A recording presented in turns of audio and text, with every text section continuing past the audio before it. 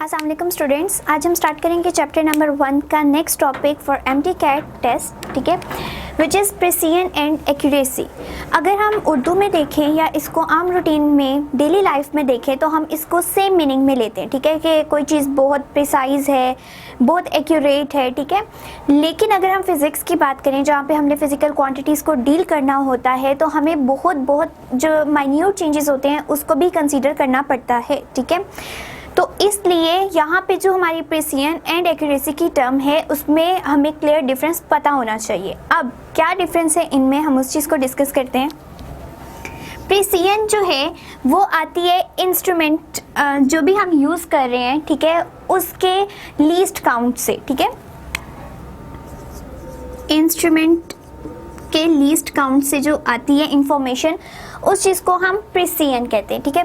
इसकी एक सिंपल हम एग्जांपल ले लेते हैं। हम लोग लेट सपोज एक हमने मीटर रॉड लिया, ठीक है, इसके ऊपर जो स्केलिंग हुई है लेट सपोज 0 1 2 3 4 5 6 7 8 9 10, ठीक है।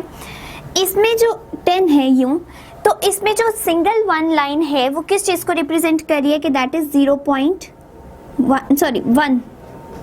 ये जो फर्स्ट लाइन होगी ये 1 को रिप्रेजेंट करेगी, ठीक है। अब अगर ये 1 को रिप्रेजेंट कर रही है और मैं इसे कोई भी चीज़ मेजर करना चाह रही हूँ, लाइक मुझे कोई डायग्राम बनानी है और वो बहुत एक्यूरेट होनी चाहिए। लेट सपोज जिस तरह ये आर्किटेक्चर जो है उस फील्ड में क्या होता है कि आपके जो स्केल होते हैं उससे आपको जो बिल्डिंग की पिक्चर्स बनानी होती हैं, फिगर्स बनानी होती हैं, तो वो बहुत एक्यूरेट होनी चाहिए। आपकी सारी कैलकुलेशन बहुत ज़्यादा जो है वो एक्यूरेट होनी चाहिए। तो उसके लिए क्या होता है, उसके लिए आपको ये इन माइन्यूट चेंजेस को भी कंसीडर करना पड़ता है। इसी वजह से जो हमारी फिजिक्स में प्रिसीजन एंड एक्यूरेसी की टर्म में डिफरेंस रखा गया है। तो अब हम क्या करना चाह रहे हैं, हम कोई भी फिगर ड्रॉ करना चाह रहे हैं जिसमें हमें चाहिए वैल्यू कि एक जो लाइन हम ड्रॉ करें वो हो 1.5 सेंटीमीटर की, ठीक है। लेट सपोज ये सेंटीमीटर में था या मिलीमीटर में हम कर लें इसको। तो यहाँ पे अगर हम सेंटीमीटर में कंसीडर कर रहे हैं, हम कह रहे हैं कि इतना होना चाहिए 1.5, ठीक है। आपने ये 1.5 की लाइन ड्रॉ कर ली।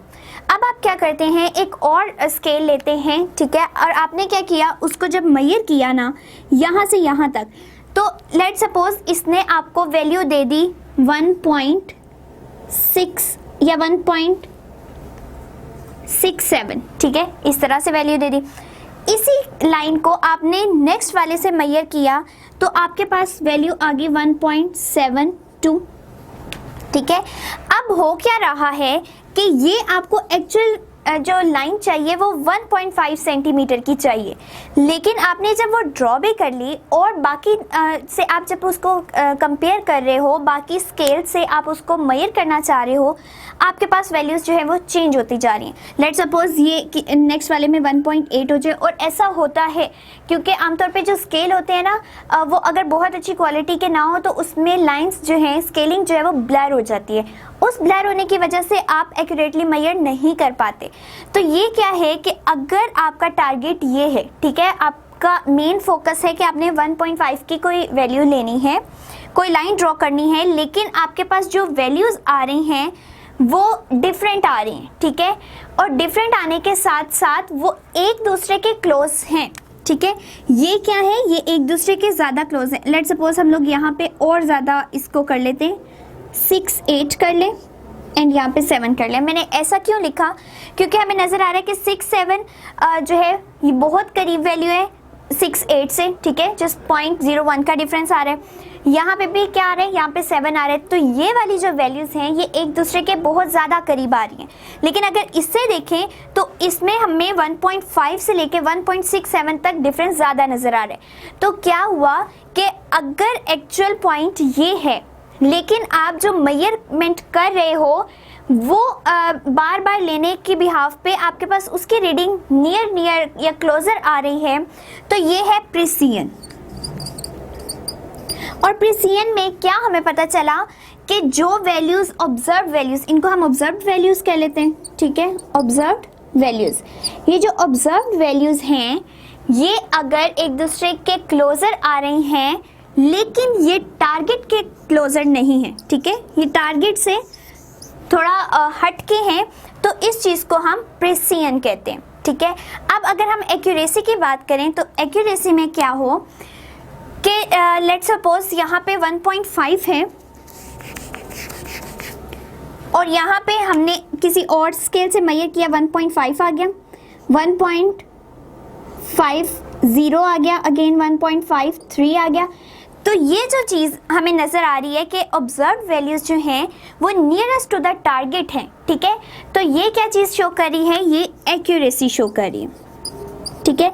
तो अगर हम लोगों को जस्ट बुक में नो डाउट के अगर टॉपिक वाइज देखें तो वो थोड़ा उसको साइंटिफिक लैंग्वेज में लिखा गया है, लेकिन हम यहाँ पे क्या कर रहे हैं, हम टेस्ट की प्रिपरेशन कर रहे हैं और टेस्ट में जो है वो सिर्फ की पॉइंट्स चलते हैं, ठीक है।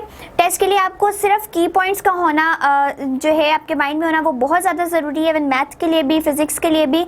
तो आपको इतना थ्योरी पे जो है वो इन डिटेल जाने की ज़रूरत नहीं है, जस्ट की पॉइंट्स जो है वो मस्ट आपको पता होने चाहिए, ठीक है। तो यहाँ से हमें क्या पता चला कि जो प्रिसिजन है, प्रिसिजन में क्या होगा कि वैल्यूज़ एक दूसरे के तो क्लोजर आएंगी जो ऑब्जर्व वैल्यूज़ हैं, लेकिन वो टारगेट से डिफरेंट होंगी, टारगेट से थोड़ी फार अपार्ट होंगी या दूर होंगी, ठीक है। लेकिन एक्यूरेसी में क्या होता है, एक्यूरेसी में जो ऑब्जर्व वैल्यूज़ हैं उनका टारगेट के साथ क्लोजनेस ज़्यादा होती है, ठीक है। तो वो उस चीज़ को हम एक्यूरेट कंसीडर कर लेते हैं। अब यहाँ से अगर MCQs आए तो वो किस तरह से आ सकता है कि बुक की डेफिनेशन के अकॉर्डिंग भी हम इसको कंसीडर पहले कर लें, देन हम इसके MCQs को डिस्कस करते हैं। प्रिसिजन में हमें कहा गया है कि जो ये है प्रिसिजन, वो इंस्ट्रूमेंट या किसी भी जो डिवाइस हम यूज़ करें उसकी वजह से हो सकती है, ठीक है। जिस तरह अभी हमने मीटर रॉड में देखा, मीटर रॉड डिफरेंट यूज़ करने की वजह से ही हमारी वैल्यूज़ जो है वो चेंज आ रही थी, ठीक है। तो अब क्या होता है कि अगर हम प्रिसिजन को ज़्यादा काउंट कर रहे हैं तो वो चीज़ लेस एक्यूरेट आ रही थी, क्यों? क्योंकि वो टारगेट के क्लोजर नहीं थी। तो एक बात ये भी हो सकती है कि प्रिसिजन अगर ज़्यादा हो रही है, 3 केसेस आ सकते हैं कि प्रिसिजन ज़्यादा हो रही है तो कुछ केसेस में एक्यूरेसी जो है वो कम भी हो रही है। जिस तरह अभी हमने 1.5 और देन ये टारगेट था एंड ऑब्जर्व वैल्यूज 1.67, ये हमारी ऑब्जर्व वैल्यू थी, ठीक है। तो यहाँ पे एक्यूरेसी कम हो चुकी है, लेकिन 1.68 ये क्लोजर होने की वजह से इनके अंदर प्रिसिजन ज़्यादा हो चुकी है, ठीक है। नेक्स्ट पॉइंट क्या हो सकता है कि अगर हम प्रिसिजन की बात करें कि वो प्रिसिजन कम है तो एक्यूरेसी ज़्यादा हो सकती है। एक्यूरेसी ज़्यादा होने का मतलब है कि लेट्स सपोज 1.5 अगर टारगेट में है, ठीक है, नेक्स्ट जो वैल्यू आई है वो 1.51 हमने कंसीडर की थी, देन 1.50 कंसीडर की थी, देन इस तरह से हम 1.67, अब हम 1.67 कंसीडर कर सकते हैं। क्यों? क्योंकि जो बाकी दो का पेयर जो हमें नज़र आ रहा है ऑब्जर्व वैल्यूज़ का, वो नियरेस्ट है हमारे टारगेट के, ठीक है।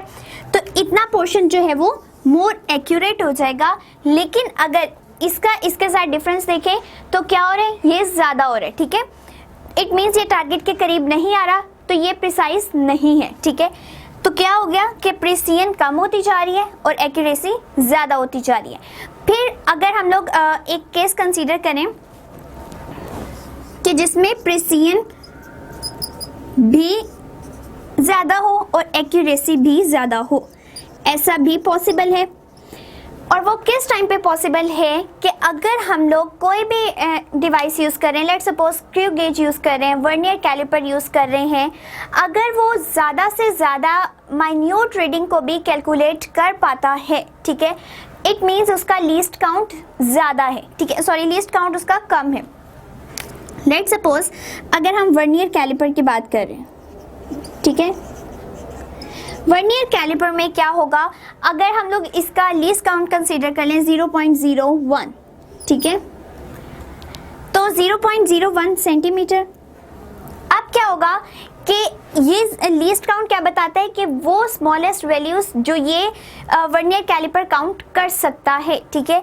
लेट्स सपोज अगर हमने इससे कोई भी मेजरमेंट की है, कोई पेंसिल के जो हमारे पास टिप होती है हम उसी को मेजर करना चाह रहे हैं, लेट्स सपोज वो आती है 1.67, ठीक है। सो इट मीन्स 0.01 इसका जो था लीस्ट काउंट था और इसने मेजर किया 1.67, ठीक है। लेकिन इससे भी ज़्यादा अगर कोई अच्छा हम इंस्ट्रूमेंट यूज़ कर लें जिसका जो लीस्ट काउंट है वो इससे भी कम हो। लीस्ट काउंट कम होने का क्या मतलब है कि वो इससे भी ज़्यादा एक्यूरेटली जो है वो मेजर कर पाए, यानी 0.001 सेंटीमीटर, ठीक है। इस हद तक भी मेजर कर पाए तो हमारे पास ये वैल्यू और जो है वो एक्यूरेट बन जाएगी। Let's suppose 675। ये जो चीज़ है कि हमें ये भी पता चल रहा है कि यहाँ पे 6 7 के बाद भी 5 आ रहा है, तो इस केस में क्या हो रहा है कि प्रिसीजन भी ज़्यादा होती है और इस केस में एक्यूरेसी भी ज़्यादा होती है। क्यों? क्योंकि आप जब इसे नेक्स्ट वैल्यू लेंगे तो आपको बिल्कुल माइन्यूट डिफरेंस के साथ, क्योंकि ये 0.001 तक कैलकुलेट कर सकता है, इसलिए आपको नेक्स्ट जो वैल्यू मिलेगी वो भी इसके नियर अबाउट मिलेगी। इट मीन्स प्रिसीजन भी ज़्यादा है और एक्यूरेसी भी ज़्यादा है, ठीक है। तो हमारे पास ये 3 केसेस आ जाते हैं। अब अगर एमसीक्यूज की बात करें तो एमसीक्यूज में भी ये बात पूछी जा सकती है कि अगर लीस्ट काउंट ज़्यादा है, ठीक है, लीस्ट काउंट ज़्यादा होने का क्या मतलब है कि ये वैल्यू जो है वो ज़्यादा है 0.1, ठीक है। 0.1 का मतलब क्या होगा कि ये सिर्फ 0.1 तक की जो नेक्स्ट पॉइंट के बाद जो 1 डिजिट है उस तक कैलकुलेट कर सकता है एक्यूरेटली, ठीक है। तो लेट्स सपोज हमारे पास जस्ट आ गया 1.6, ठीक है। तो इसमें क्या होगा, इसमें और हम लोग टारगेट भी हम लोगों ने इतना ही रखा हुआ है, लेट्स सपोज 1.57, ठीक। तो इसमें एक्यूरेसी तो ज़्यादा हो रही है, लेकिन जब इससे आप नेक्स्ट वैल्यू लेंगे तो उस केस में क्या होगा, ये इस केस की अगर हम बात करें, एक्यूरेसी ज़्यादा हो तो रही है, लेकिन अगर नेक्स्ट वैल्यू लेंगे तो नेक्स्ट वैल्यू जंप कर जाएगी 0.1 की वजह से। ये जो हमारा 0.1 है 1.7 पे, ठीक है। इट मीन्स ये क्लोजर नहीं आ रहे। एक्यूरेसी अगर बढ़ रही थी तो इनमें प्रिसीजन कम हो रही थी, ठीक है। तो लीस्ट काउंट अगर हमें यहाँ पे बड़ा नज़र आ रहा है, 0.1 तक नज़र आ रहा है या कोई भी वैल्यू नज़र आ रही है, तो क्या होगा कि एक्यूरेसी तो बढ़ सकती है, ठीक है, लेकिन प्रिसीजन जो है वो कम होती जाएगी। तो अगर आपने प्रिसीजन और एक्यूरेसी दोनों को जो है बहुत अच्छा रखना है, दोनों को एक्यूरेट रखना है, तो क्या करना पड़ेगा, जो लीस्ट काउंट है वो ज़्यादा कम होना चाहिए, यानी कि ज़्यादा से ज़्यादा वैल्यूज़ तक काउंट किया जा सके, ठीक है। जितने पॉइंट के बाद ज़ीरो ज़्यादा होते जाएंगे, इट मीन्स उतने जो यहाँ पे 6 7 8 9 5 यहाँ पे हमें और पॉइंट्स के बाद डिजिट मिलते जाएंगे, जिसका क्या मतलब है कि अब नेक्स्ट वैल्यू भी इसी के करीब तरीन आएगी, तो एक्यूरेसी भी बढ़ी है और प्रिसीजन भी बढ़ रही है। तो लीस्ट काउंट जो है वो एक मेजर फैक्टर है। सेकेंडली हमारे पास आ जाती है परसेंटेज, और वो परसेंटेज किसकी होती है कि अगर आप एक्यूरेसी निकालना चाह रहे हैं, ठीक है, आपको अब पता चल गया कि किस हद तक प्रिसाइज है आपकी वैल्यू और कितनी एक्यूरेट है। अब आप क्या बताना चाह रहे हैं कि 100% अगर अभी भी एक्यूरेसी नहीं आई तो जो थोड़ा बहुत जो माइन्यूट सा डिफरेंस है वो कितना आ रहा है, ठीक है। अब आप परसेंटेज कैलकुलेट करना चाह रहे हैं, परसेंटेज अनसर्टेनिटी, अनसर्टेनिटी मीन्स जो अभी भी गैर यकीनी चीज़ है, ठीक है। आप टारगेट के बहुत करीब तरीन वैल्यू लेना चाह रहे थे, लेकिन जो उसमें फिर भी कोई थोड़ा बहुत जो डिफरेंस आ रहा था, लेट्स सपोज 1.5 यहाँ पे थी, लेकिन आपको 1.52 मिली, ठीक है। तो इसमें जो डिफरेंस आ रहा है, नो डाउट ये टारगेट के बहुत करीब है, लेकिन इसमें जो ये 2 भी फिगर आ रहा है, इसकी वजह से भी आपकी जो है आप इसके ऊपर पूरा रिलाई नहीं कर सकते। तो हम यहाँ पे ये चीज़ देखना चाह रहे हैं कि कितनी एरर या कितनी अनसर्टेनिटी इस टाइम इस वैल्यू के अंदर मौजूद है, ठीक है। तो अब आप वो किस तरह फाइंड आउट कर सकते हो, अगर आपको किसी भी जो इंस्ट्रूमेंट का परसेंटेज अनसर्टेनिटी या एब्सोल्यूट अनसर्टेनिटी फाइंड आउट करनी है, तो आपको एक पता होना चाहिए लीस्ट काउंट, ठीक है, लीस्ट काउंट, एंड सेकेंडली जो ऑब्जर्व्ड रीडिंग है, ऑब्जर्व्ड रीडिंग, क्योंकि टारगेट का तो आपको ऑलरेडी आइडिया होगा कि हम इतने टारगेट पे इसको देखना चाह रहे हैं, तो आपको जो 2 चीज़ें बाकी चाहिए हैं वो है लीस्ट काउंट और ऑब्जर्व्ड रीडिंग, ठीक है। ये आप परसेंटेज के लिए या एब्सोल्यूट के लिए भी बात कर सकते हैं। एब्सोल्यूट अनसर्टेनिटी, एब्सोल्यूट में क्या आ जाएगा, जो एक स्टैंडर्ड वैल्यू आएगी, लेट्स सपोज इसमें अगर हम देखें तो हम कहेंगे 0.02 का जो डिफरेंस आ रहा है, ठीक है, ये फ्रैक्शनल पार्ट है जिसके बाद आपको डेसिमल के बाद 2 डिजिट्स नज़र आ रहे हैं, ये हमें एक एब्सोल्यूट अनसर्टेनिटी मिल रही है। लेकिन अगर इसी को हम 100 से मल्टीप्लाई कर देंगे तो ये हमारे पास क्या बन जाएगी, परसेंटेज बन जाएगी, ठीक है। अब आपने करना क्या है, अगर इस तरह से MCQs आए कि आप इस वैल्यू की एब्सोल्यूट अनसर्टेनिटी फाइंड आउट करें, तो हम क्या करेंगे कि जो लीस्ट काउंट दिया होगा, लेट्स सपोज 0.01, ठीक है, ये लिखेंगे, और जितनी ऑब्जर्व वैल्यू होगी या 20.5 कर लें, ठीक है, 50 कर लें, इस तरह से, ठीक है। जब आप इन दोनों को डिवाइड करेंगे आपके पास जो वैल्यू आएगी वो इसकी एब्सोल्यूट अनसर्टेनिटी होगी, ठीक है। जिस तरह अगर बुक में एग्जांपल देख लें तो 0.1 डिवाइडेड बाय 25.5 है सेंटीमीटर्स में, एंड इसके बाद 0.04 है। अब यहाँ पे एक चीज़ जो देखने वाली है कि लीस्ट काउंट जो है और ऑब्जर्व रीडिंग उनके यूनिट सेम होने चाहिए, ठीक है। और सेम होने के बाद अगर हम एब्सोल्यूट अनसर्टेनिटी ले रहे हैं तो वो बेसिकली क्या है, रेशियो है। रेशियो किसकी, लीस्ट काउंट की और डिवाइडेड बाय ऑब्जर्व रीडिंग की। इट मीन्स जब रेशियो लेते हैं तो हमारे यूनिट्स जो हैं वो ख़त्म हो जाते हैं। तो अगर आपको एब्सोल्यूट अनसर्टेनिटी निकालनी आए और आपको कोई सही वैल्यू दी भी हो और उसके साथ यूनिट मेंशन किया हो तो वो यूनिट नहीं होना चाहिए। क्यों? क्योंकि ये रेशियो है, रेशियो का कभी भी यूनिट नहीं होता तो आपका MCQ गलत हो सकता है। इसलिए क्या किया कि अगर हमने डिवाइड किया और हमारे पास ये आंसर आया, इट मीन्स ये इसकी एब्सोल्यूट अनसर्टेनिटी है कि इस टाइम पे इतना डिफरेंस, इसमें इतनी गैर यकीनी जो है हमारे पास क्वांटिटी वो इस टाइम मौजूद है, ठीक है।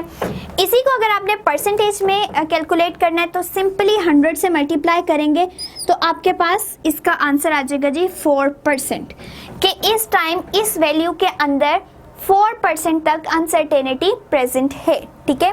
तो कोई चीज़ अगर ज़्यादा एक्यूरेट हो रही है तो वो लेस प्रिसाइज भी हो सकती है, अगर ज़्यादा प्रिसाइज है तो लेस एक्यूरेट भी हो सकती है, लेकिन दोनों चीज़ें बैलेंस की जा सकती हैं। अगर लीस्ट काउंट हम ऐसा सिलेक्ट करें, वो इंस्ट्रूमेंट सिलेक्ट करें जो छोटी से छोटी वैल्यू को भी ज़्यादा क्लियरली फाइंड आउट कर सकता हो, लाइक 0.0001 या 0.001, लेकिन वो चीज़ किस पे डिपेंड करी होगी कि आपकी ऑब्जर्व रीडिंग अब क्या आ रही है, ठीक है। तो आप जब इनको डिवाइड करेंगे और आपकी ये वाली वैल्यू कम आए, इसके साथ साथ आपकी परसेंटेज भी कम आए, इट मीन्स वो चीज़ ज़्यादा एक्यूरेट है और ज़्यादा ही प्रिसाइज है। सो ये था हमारा topic about the precision and accuracy.